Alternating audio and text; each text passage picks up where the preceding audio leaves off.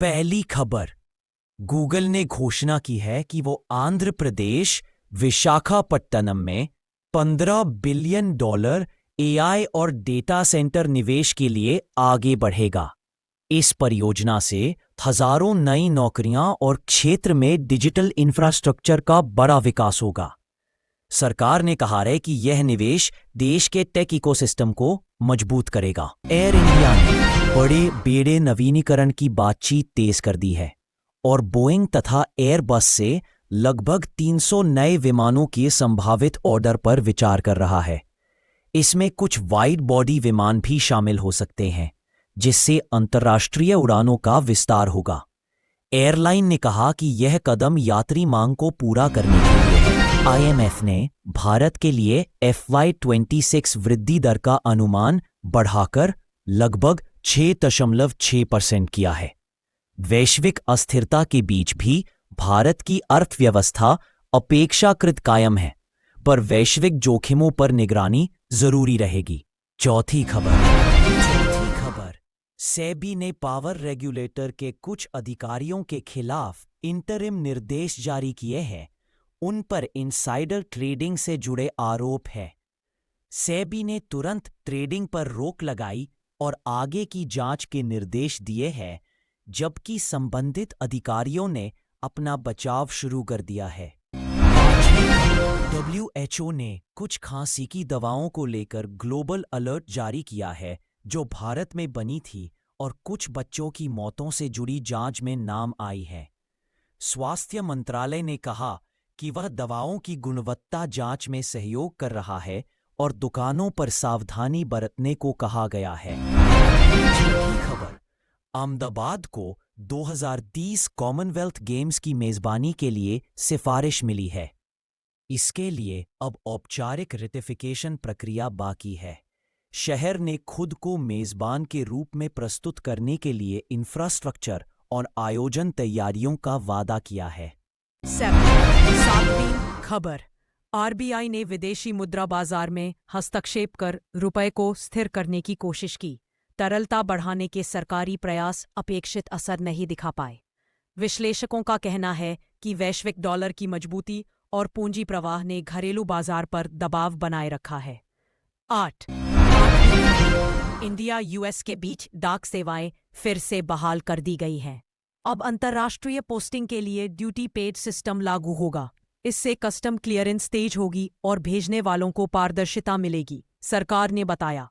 9 भारत की test team ने West Indies को श्रृंखला में हराकर WTC अंकों में बढ़त बनाई। टीम के गेंदबाजों और मध्य क्रम की बल्लेबाजी की तारीफ हो रही है। कैंप और चयनकर्ताओं के लिए यह सकारात्मक संकेत माना जा रहा है। 10वीं खबर। राजस्थान की तरफ जा रही एक बस में आग लगने की घटना से कई लोगों के हताहत होने की रिपोर्ट मिली। राहत बचाव कार्य जारी है और स्थानीय प्रशासन ने दुर्घटना की जांच शुरू कर दी है। घायलों को नजदीकी अस्पतालों में भर्ती कराया गया है और परिवहन सुरक्षा पर सवाल उठ रहे हैं। 11वीं खबर। एयर इंडिया ने दिवाली छठ सीजन को ध्यान में रखते हुए अतिरिक्त विशेष उड़ानें शेड्यूल की है, ताकि तीर्थयात्रियों और प्रवासियों की यात्रा सुगम हो सके। यात्री वसूली और बुकिंग में कंपनियों का कहना है कि मांग बहुत तेज है। 12वीं खबर। इन्फोसिस और अन्य भारतीय IT कंपनियों को यूनाइटेड किंगडम के NHS जैसे बड़े अनुबंध मिलना जारी है। यह भारतीय IT सेक्टर की वैश्विक पहचान और निर्यात आय को मजबूत कर रहा है। विशेषज्ञों के अनुसार यह सेक्टर बेंचमार्क बनता जा रहा है। 13 रुपया विदेशी मुद्रा दबाव में थोड़ी मजबूती दिखा। आरबीआई के हस्तक्षेप और राज्य बैंकिंग बिक्री से बाजार में अस्थायी राहत मिली।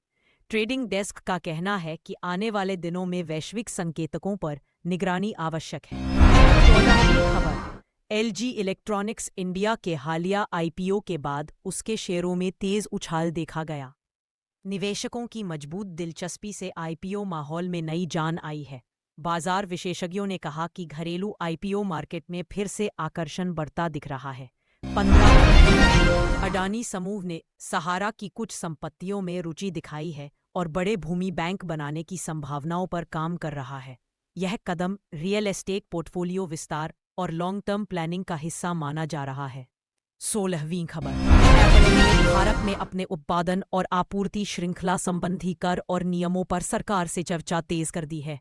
कंपनी चाहती है कि टैक्स नियमों में कुछ संशोधन हों ताकि लोकल मैन्युफैक्चरिंग और पार्ट्स इंपोर्ट पर बोझ कम हो।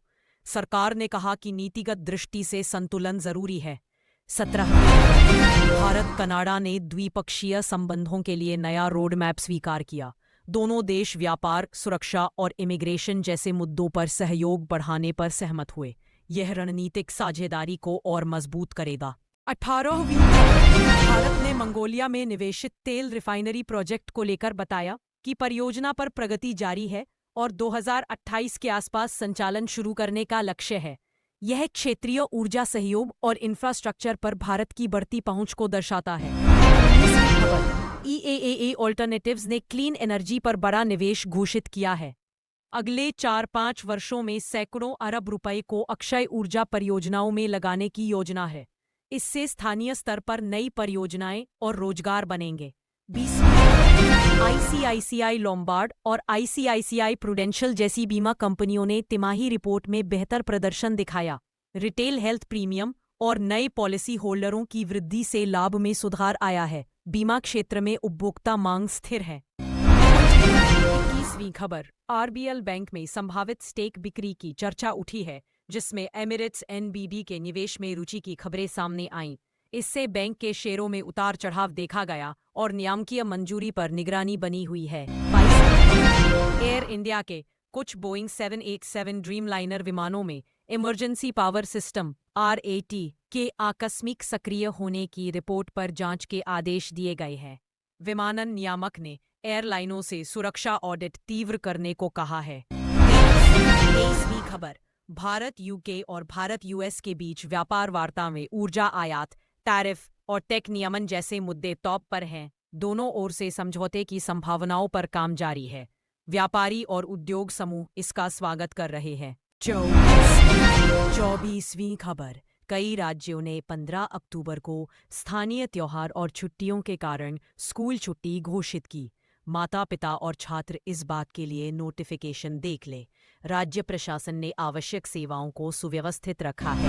25वीं खबर, कर्नाटक के मुख्यमंत्री ने संकेत दिए हैं कि कैबिनेट में बड़े फेरबदल की योजना हो सकती है।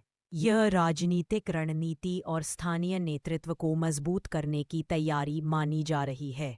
विरोधी दलों ने भी इसे राजनीतिक संकेत बताया है। 26वीं, IAF और रॉयल नेवी ने हिंद महासागर क्षेत्र में संयुक्त समुद्री हवाई अभ्यास किया, जिसका मकसद क्षेत्रीय सुरक्षा और परिचालन तालमेल को बढ़ाना है। दोनों पक्षों ने समुद्री सुरक्षा और आपदा प्रबंधन पर सहयोग का भरोसा जताया। 27वीं खबर, चुनावी तैयारियों के दौरान राज्य के अधिकारियों ने नशीले पदार्थ, नकदी और प्रतिबंधित सामान जब्त कर लिए। यह कार्रवाई बिहार चुनावों में अनुशासन और कानून व्यवस्था सुनिश्चित करने के उद्देश्य से की गई। पुलिस ने आश्वासन दिया कि जांच जारी है। 28वीं, DP वर्ल्ड इंडिया चैंपियनशिप जैसे स्पोर्ट्स इवेंट में रोरी मैकिलरॉय और अन्य अंतर्राष्ट्रीय खिलाड़ी भाग ले रहे हैं। टूर्नामेंट से देश में गोल्फ के प्रति रुचि और पर्यटन को बढ़ावा मिलने की उम्मीद है। आयोजक सुरक्षा और दर्शक व्यवस्था पर ध्यान दे रहे हैं। 29वीं, भारत की व्यापार घाटा रिपोर्ट में सितंबर में उछाल देखा गया। सोना और ऊर्जा आयात के बढ़ने से व्यापार घाटा बढ़कर उच्च स्तर पर पहुंचा।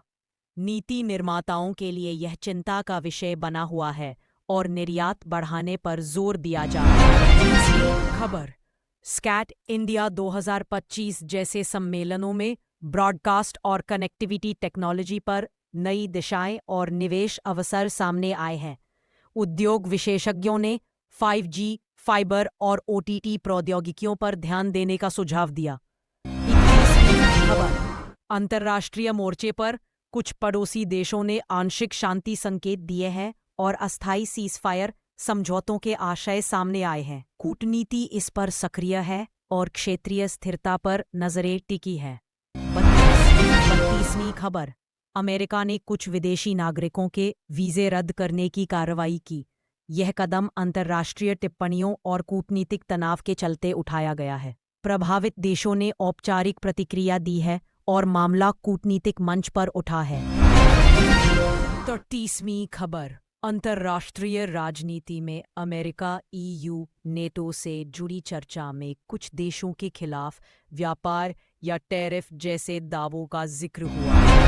24वीं खबर। एक मामले में गिरफ्तार एक विदेशी सलाहकार ने आरोपों का विरोध करते हुए मामले की सुनवाई और सबूतों के बेस पर आगे की कार्रवाई निर्धारित होगी।